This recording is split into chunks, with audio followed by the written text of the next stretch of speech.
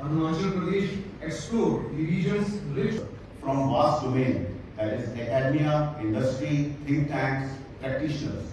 So I'm sure we will have 2 days of good sessions here where we will take and integration is ready, so it's good. But integration has not always been there. Now I have been walking in a Nehru Memorial and I found all the five from Barry Elding, who is the guru of NIFA or Northeast.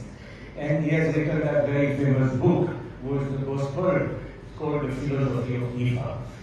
I don't know if you have got through some of these reports, and I'm thinking can be seen here, and this is Namcha Barwa. I wanted to point out to Namcha Barwa here. I would like to begin like this. It was 2005. I heard that the Science Prime Minister claimed that Arunachal is disputed. And within next month, Science Ambassador in Delhi, he visited Pune University and borders. Borders are always a challenge. So in the Chinese there is nothing called danger. There is a word called Wai Chi. Wai Chi means that where there is danger, there is an opportunity. So therefore, we should look at our borders with that opportunity and not with the dangers involved in managing borders. So if this be the overriding theme and approach of our border area development, I think we will not go wrong. I have put up this segregation of waste, and there was bamboo dustbins kept everywhere. The traffic was hassle-free, smoothly maintained, and everything happens by the local community-driven participation.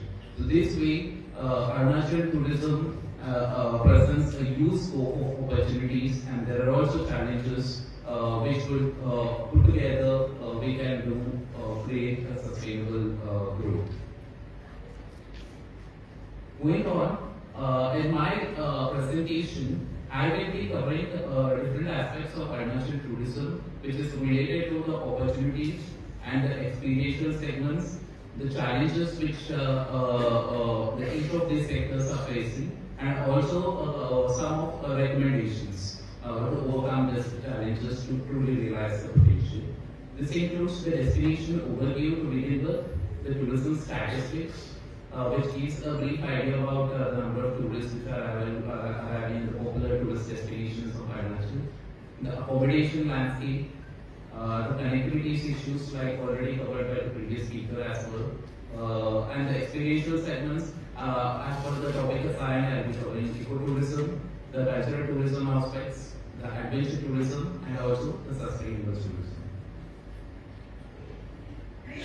So, to provide a gist of destination overview, Arunachal Pradesh, it is the largest northeastern state which is spanning across a vast 83,743 square kilometer area. There is a general perception that Assam is the largest northeastern state based on the population coverage. But however, in terms of the landscape, land area, it is Arunachal which is the largest northeastern state.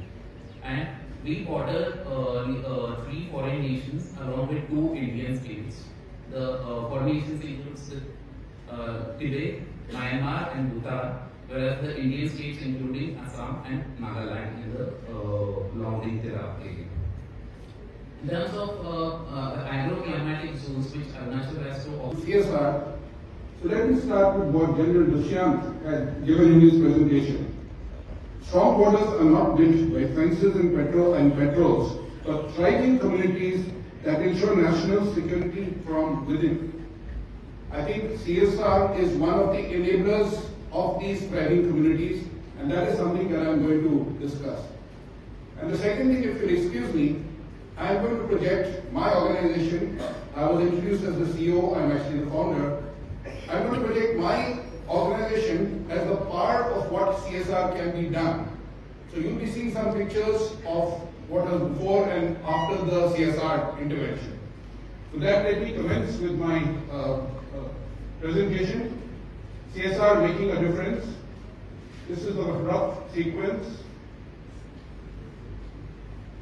The terrible disparity of the rest of India with Northeast India. A little concentration on Arunachal.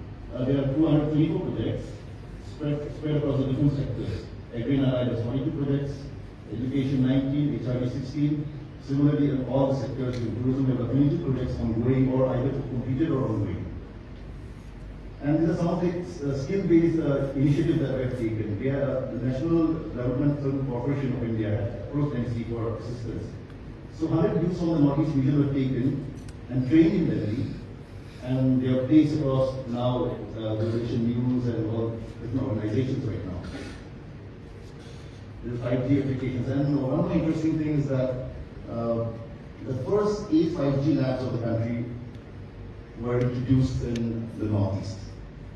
And we have also introduced the 5G use health applications, like which this would be very, I think, would be very helpful for the border areas, wherever there is network connectivity, because health use applications are very be helpful for the villages there.